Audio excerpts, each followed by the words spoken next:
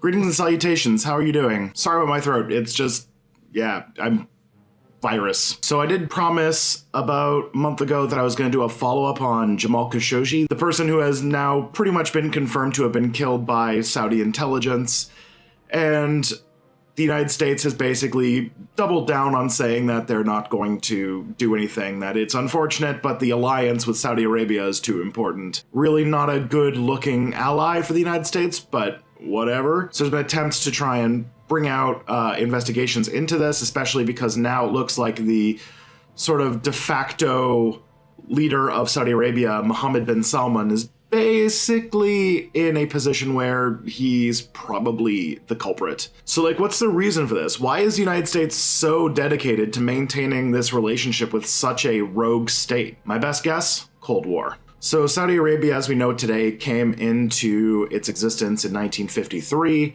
when the House of Saud became the absolute monarchs of Saudi Arabia. As some who might not know, Saudi Arabia is very much unlike other countries in the Middle East, and very much unlike other countries on Earth. It's an absolute monarchy, like Game of Thrones-esque monarchy. Originally, when the kingdom first started, they were actually kind of in a pro-Soviet type position, but after the Suez Crisis, Saudi Arabia and the United States started to get a much stronger relationship between the two of them. So during the early years of the Cold War, during the Eisenhower years, Saudi Arabia went back and forth about where it felt about Arab nationalism, and what you would call the movement of Arab nationalism was a little bit more pro-Soviet than the United States would like to have, so relationships were kind of although things started to improve after things like the Suez Crisis, it still wasn't great. Things started to change, though, actually in Yemen, because Egypt started to attack Saudi Arabia through a base in Yemen in 1962. And in the 1960s, the United States and Saudi Arabia started to sort of improve their relationship quite a bit. And also in the late 1960s, the United Kingdom started to leave the region. If you remember, places like Saudi Arabia, like Iraq, and a bunch of other Gulf states used to be British mandates after World War I. As they started to leave, the United States decided that their strategy for the Middle East was going to less rely on direct involvement and instead try to empower a few police powers within the region, basically relying on Iran and Saudi Arabia to be sort of the two pillars that would hold up stability in the Middle East and keep out the threat of Soviet incursion.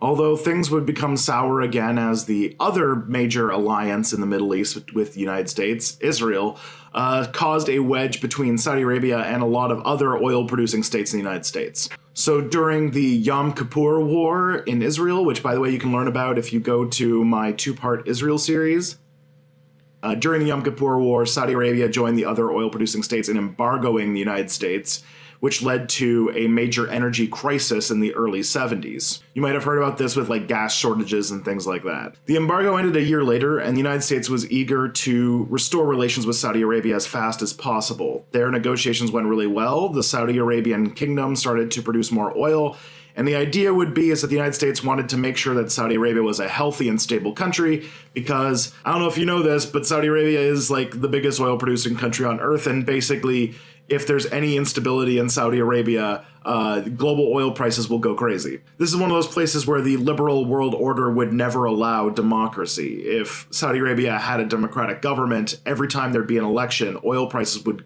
go all over the map, and it would lead to economic instability across the globe.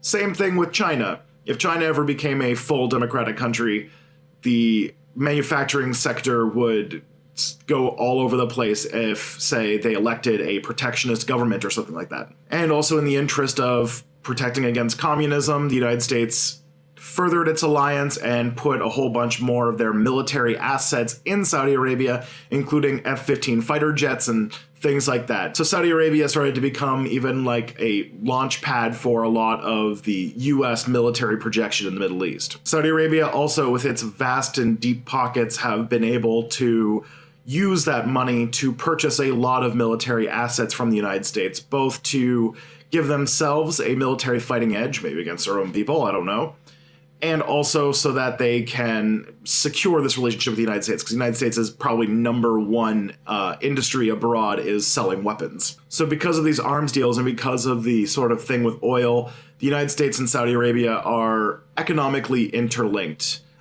Suffering from one will definitely result in suffering from the other. The military alliance also deepened when the United States decided to invade Iraq in 1991. To do so, the United States expanded their military presence in Saudi Arabia in a huge way and made a lot of military bases that are basically permanent fixtures in Saudi Arabia now. This angered a lot of the more extreme Sufis in the region, including Osama bin Laden, which you can learn about in this series that I did on the history of Al-Qaeda. I'm just plugging everything today. So this relationship between Saudi Arabia and the United States, wonderful. What could possibly go wrong with making a strong alliance with a absolute monarch with a questionable human rights record in the Middle East? Well, I mean, we could probably start with, like, the biggest thing that has to do with the United States and the Middle East right now, and that is the September 11th attacks. Over the years, it's become more and more apparent that important people in Saudi Arabia, if not Saudi Arabia itself, were either involved or at least complacent with making sure that Al-Qaeda had the resources it needed to conduct the September 11th attacks.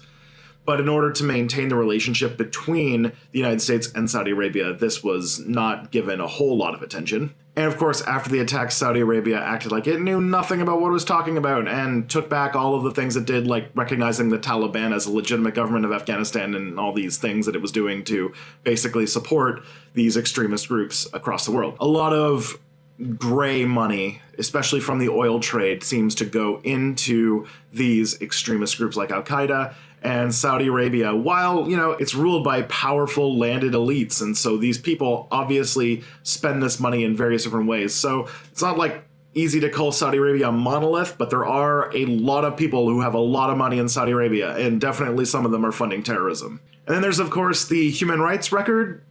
Saudi Arabia is one of the most oppressive countries on earth, especially towards women.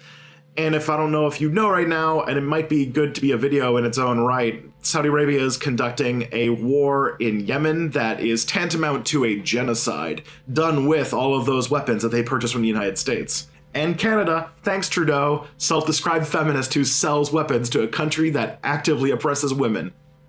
Go you. And the war in Yemen has not been getting a whole lot of attention, but it has been brutal, and it has been, like I said, described as a genocide. But because Saudi Arabia is a key US ally, they haven't been getting that much scrutiny from the world for it. And ever since Trump got elected, he's tried to establish a closer relationship with Saudi Arabia. If you remember, there was a trip he did to Saudi Arabia. It was his first foreign trip after becoming president, which is usually reserved for Canada, but he decided to break that trend. If you remember, that was the whole thing with the people touching the globes and things like that, but he has talked about how much he loves the Kingdom of Saudi Arabia pretty much since he's been elected president, along with other right-wing demagogues and absolute dictators. What does that say? And of course, like everything in the United States, money and lobbying play a large role. The Saudi government has a large presence in Washington, D.C., especially on K Street, which is the street with all the lobbyist firms, by the way. And Saudi Arabia has invested a lot of money, has bought a lot of U.S. debt, and has lobbied a lot of politicians, especially with things like arms deals, where there's a lot of, politicians who live in districts where a lot of jobs are dependent on making weapons of destruction. So they've got their claws into the fundamental weakness of the United States, which is the fact that it's basically a payola system. Bribes are illegal, but somehow this is okay? So when a Saudi dissident is picked up in a consulate in Turkey and summarily murdered, butchered, and all evidence leads back to the Saudi Arabian government being involved and Mohammed bin Salman himself being involved, U.S.'s arms a little tied. Because, the United States would love to do the right thing. Yeah, but they are too entwined. They know that if they anger Saudi Arabia, that they're going to pay for it. So it's like kind of a situation where they're like, who is the dog and who has the leash in this situation? And honestly, the Democrats are trying to make a big deal out of this because Trump is president, but I guarantee you that if Hillary Clinton was president, or if Barack Obama was still president, or anybody else was president, that this would be almost identical. Maybe they'd be a little bit less invested in it. Like, I think that if the Democrats were in charge of the presidency right now and the Khashoggi murder happened, that it probably just wouldn't get media attention. So this time I'm going to sound like a terrible person on Twitter and say, actually, both sides are to blame for this, and the Democrats and Republicans both have a pretty mired record when it comes to making deals with such a brutal government. The war in Yemen started under Barack Obama's presidency, and he didn't do anything about it. So honestly, this Khashoggi incident, the only thing that really makes it distinct is that it's getting so much media attention.